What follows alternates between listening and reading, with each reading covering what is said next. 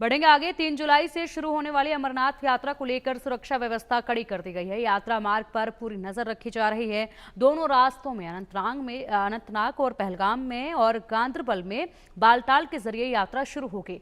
9 अगस्त को रक्षाबंधन के साथ ही यात्रा खत्म हो जाएगी। इस दौरान यात्रियों की रिकॉर्ड भीड़ भी आशंका के मद्देनजर सुरक्षा के पुख्ता इंतजाम किए गए हैं। जम्मू और कश्मीर पुलिस ने सीसीटीवी, रियल टाइम ड्रोन निगरानी, फुल बॉडी स्कैनर समेत तमाम सुरक्षा के कड़े इंतजाम किए हैं। देखिए श्रीनगर से आशिक मीर की इस रिपोर्ट में तमाम बंदोबस्त। 3 जुलाई से शुरू होने वाली श्री अमरनाथ जी यात्रा के लिए तमाम तर तैयारियां की गई है। इस समय हम श्रीनगर के एक बेस कैंप में मौजूद है, जहां पर आपको फिरोज तस्वीरों में दिखाएंगे।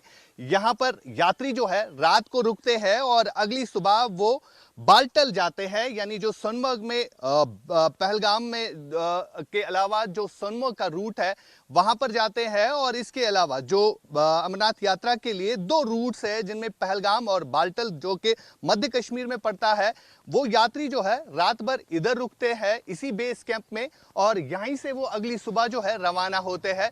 फिलहाल जिस तरह के यहाँ पर इंतजामात रखे गए हैं, 26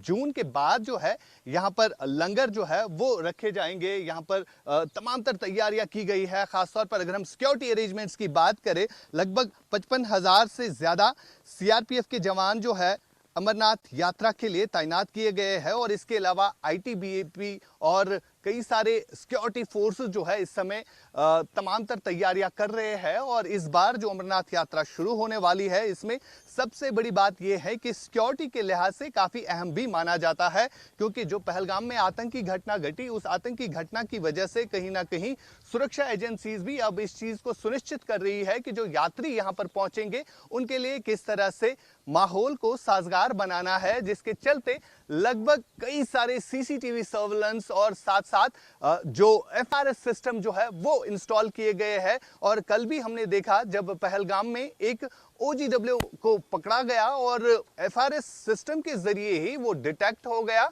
और इस तरह के एफआरएस सिस्टम्स जो है वो पहलगाम के रूट पर भी लगाए गए हैं। साथ साथ जो बालटल का एरिया है जो कि मध्य कश्मीर में पड़ता है, वहां पर भी वो एफआरएस सिस्टम जो है इंस्टॉल किया गया है, ताकि किसी भी इम्कानी गड़बड़ से वक्त पर निपटा जा सके। फिलहाल यात्रा के लिए तमाम तर तैयारियां की गई है और फिरोज आपको तस्वीरों में दिखाएंगे।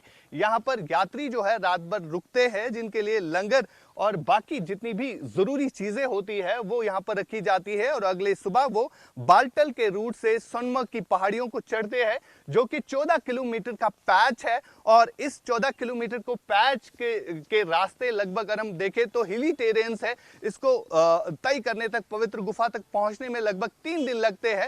और इसके अलावा अगर हम पहलगाम की बात करें, जो कि चंदनवाड़ी से होकर शेषनाग और उसके बाद लगभग 55 किलोमीटर का वो पैच है। और ज्यादातर जो बुजुर्ग यात्री होते हैं, जिनकी एज लिमिट काफी ज्यादा होती है, जो आराम से इस यात्रा को करने की कोशिश करते हैं, वो पहलगाम के रूट को चुनते हैं। लेकिन जो फुर्तीले युवा होते हैं वो ज्यादातर बालटल के रूट को चुनते हैं, ताकि वो आराम से और जल्दी से इस यात्रा को करें।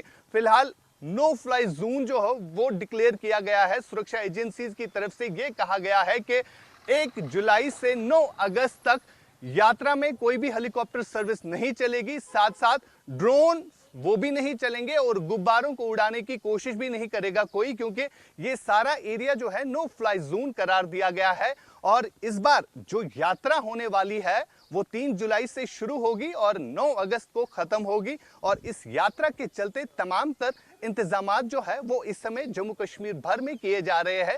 लगातार जम्मू कश्मीर के उपराज्यपाल या सिक्योरिटी एजेंसीज की तरफ से मीटिंग्स ली जा रही है, ताकि इस यात्रा को सफलपूर्वक तरीके से किया जाए। लगातार पाकिस्तान की तरफ से ये कोशिश होती है कि यात्रियों को टारगेट किया जाए, लेकिन इन तमाम तर कोशिशों को विफल बनाने के लिए सुरक्षा के कड़े इंतजामात इस समय आप देख भी रहे हैं।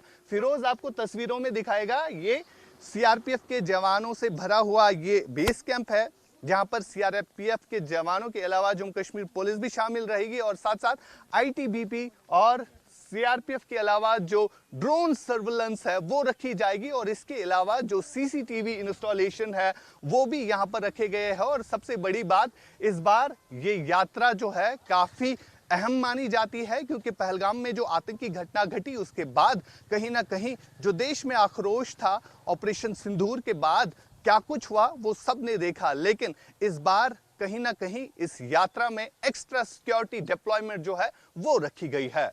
इंडिया न्यूज के लिए श्रीनगर से फिरोज वानी के साथ आशिक मीर।